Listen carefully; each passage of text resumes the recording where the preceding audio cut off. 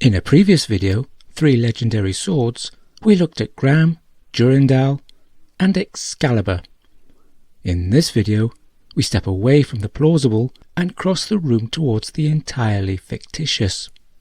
Once again, we have 3 swords, and they represent 3 fantasy franchises: He-Man and the Masters of the Universe, Star Wars, and The Lord of the Rings.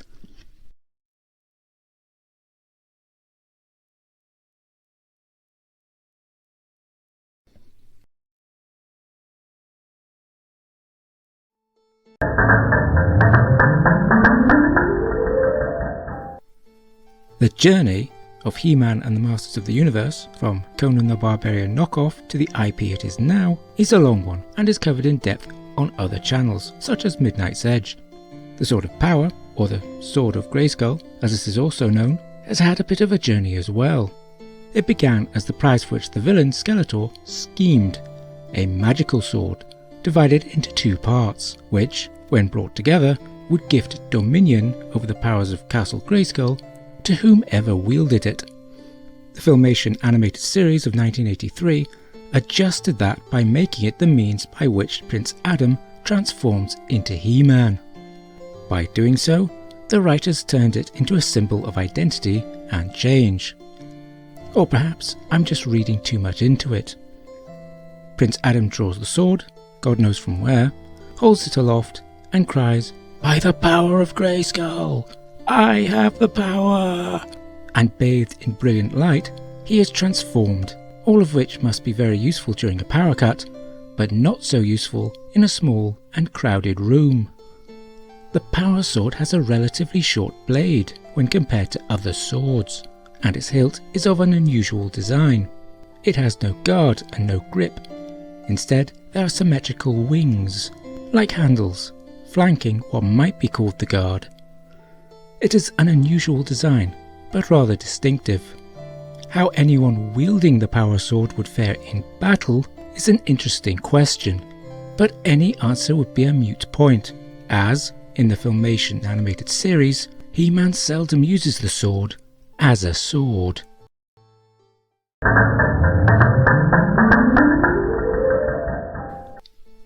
No, you are not seeing strange and fantastical things. It is spelt saber instead of saber. It is incorrect, of course, as Star Wars is an American IP and they spell it saber over there. But I am a Briton and I'm in a bloody-minded mood, and so in this video it is spelt properly. The lightsaber is the samurai sword of science fiction, which surprises no one who knows the early influences that shaped Star Wars. In the first Star Wars film, 1977's Star Wars, Ben Kenobi, Luke's mentor, describes the lightsaber as an elegant weapon for a more civilized age. This might strike anyone watching as a strange description. After all, a blaster will kill you pretty quickly and efficiently, whilst a lightsaber will not only cut you up, but burn you as well, cooking your flesh as the buzzing blade passes through your vital organs. Your death from a lightsaber will be somewhat gruesome and slow, hardly an elegant or civilized way to dispatch one's enemies, unless it is civilized to enjoy watching them die, mutilated and burnt. Yet Kenobi's words calls to mind the romance of the sword over the efficiency of the pistol. This is illustrated in the Alexander Dumas novel The Three Musketeers, in which swords are crossed far more often than actual muskets, and it is carried over to many film and television adaptations, such as, say, the BBC mid-2010 series The Musketeers, which has a lot of shooting in it, but still ends with swordplay to demonstrate the skill and the worthiness of the heroes. the sword has often been associated with the knight and aspects of the knight: chivalry, honour, fair play and skill. After all, to kill with a sword, one must get close to one's opponent, in contrast with the pistol, and engage in a combat that is about martial skill. And this is just as true in Star Wars. Lightsabers are blue or green if wielded by a Jedi, but red if wielded by their enemy, the Sith. A purple lightsaber is used in the prequel trilogy by Jedi Master Mace Windu, not because he was once a Sith apprentice who turned to the light side of the Force, which would have been a rather interesting backstory, but because Samuel L. Jackson wanted it so. Happily, he seems not to have insisted outer space be purple. A lightsaber is constructed by the individual wielder, hence the line in Return of the Jedi when Darth Vader comments on Luke Skywalker's new saber. This means each weapon is individualistic and unique. What they have in common is their power source, kyber crystals. Those of a certain age may well be forgiven for thinking of a particular Carry-On film, but this has little to do with Sidney Ruff-Diamond and company. According to Star Wars lore, an apprentice Force user must meditate over their kyber crystal until it has acquired the energy and colour of whichever side of the Force the apprentice falls. As the decades have passed, the lore has expanded, but it is beyond the scope of this video to explore it all, especially when there are so many excellent Star Wars lore channels out there. Luke Skywalker's mastery over his lightsaber symbolises both his development from farm boy to Jedi and his growth from boy to man, which accumulates in his discarding of his weapon when facing his father in the Emperor's throne room. It is a marked contrast to the scene over Bespin, when he loses his first lightsaber, as well as his hand, and backs away from Darth Vader before escaping in a rather unconventional manner. In his spiritual journey, by the end of Return of the Jedi, he has moved beyond his need for the weapon in regards of his father, who he has won back from the dark side of the Force, not through force of arms, but through faith and ties of kinship.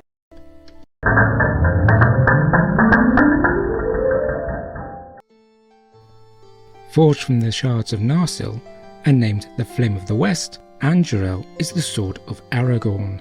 Its reforging and wielding is as much a symbol of the return of the Gondorian king as it is a means of killing one's enemies. And as Aragorn strides out of Rivendell, he carries with him the reforged sword as a symbolic challenge to the crumbling status quo.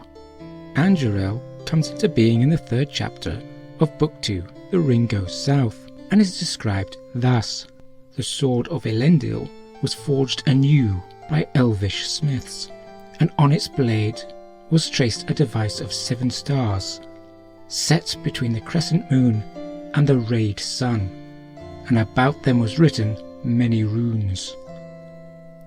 The light of the sun shone redly in it, and the light of the moon shone cold, and its edge was hard and keen.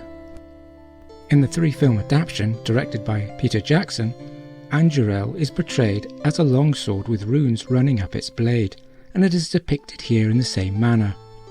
Its previous carnation, Narsil, was forged by a dwarf, Telshar, during the First Age of Middle-earth, alongside a knife called Angrist. Narsil is already ancient by the time it appears in the year 3430 of the Second Age, when it is the sword of Elendil during the last alliance of men and elves.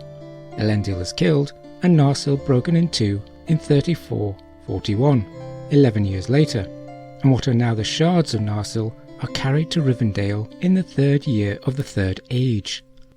They remain there for at least 2,948 years, until Elrond reveals to Aragorn his true identity and apparently gives him the shards. Anduril is forged sometime prior to the 25th of December in the year 3018, which is the date the Fellowship depart from Rivendell in Chapter 3, The Ring Goes South. This means Narsil is a minimum of 6,459 years old, and this is not taking into account the period between its initial forging and the end of the First Age. Its first introduction in The Lord of the Rings is in the Fellowship of the Ring, specifically Chapter 10, Strider of Book 1. It is referred to as the blade that was broken in a rhyme included in a postscript in Gandalf's letter. Strider then draws his sword to reveal only a hilt and a foot of blade. This moment does not survive the cinematic adaptation process, and as it is impractical for a ranger in the wild to be running around with only a broken sword, it is just as well. In the film version, Aragorn has an intact but anonymous sword, and the shards of Narsil are kept safe in Rivendell. The reforging into Anduril takes place much later in the story, during the Return of the King. As a result, we lose the image of Aragorn setting out from Rivendell to claim back his birthright. We gain an Aragorn haunted by his ancestors' mistake and questioning his own strength to resist the ring. Elrond's appearance with Anduril in Dunharrow in the third film marks the point where Aragorn is facing the final lap. He is ready. He has faced the ring's temptation and resisted.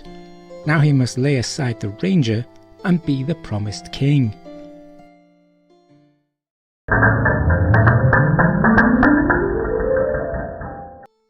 The power sword is magical. The lightsaber is a weapon. And Anduril is a symbol of change and kingship, the return of the king. Each serve a purpose, but each also have a link to identity. The power sword turns Prince Adam into He-Man.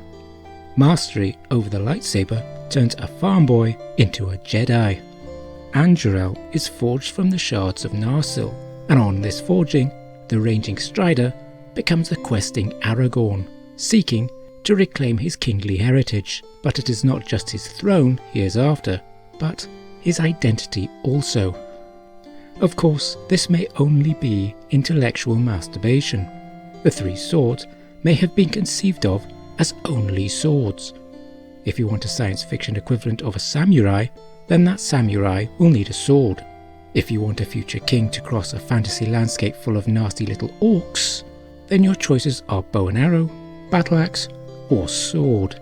And with the sword's age-long association with kingship, well, let's face it, it's going to be a sword. But now I will draw this to a close, and I hope you liked this video enough not to hate it.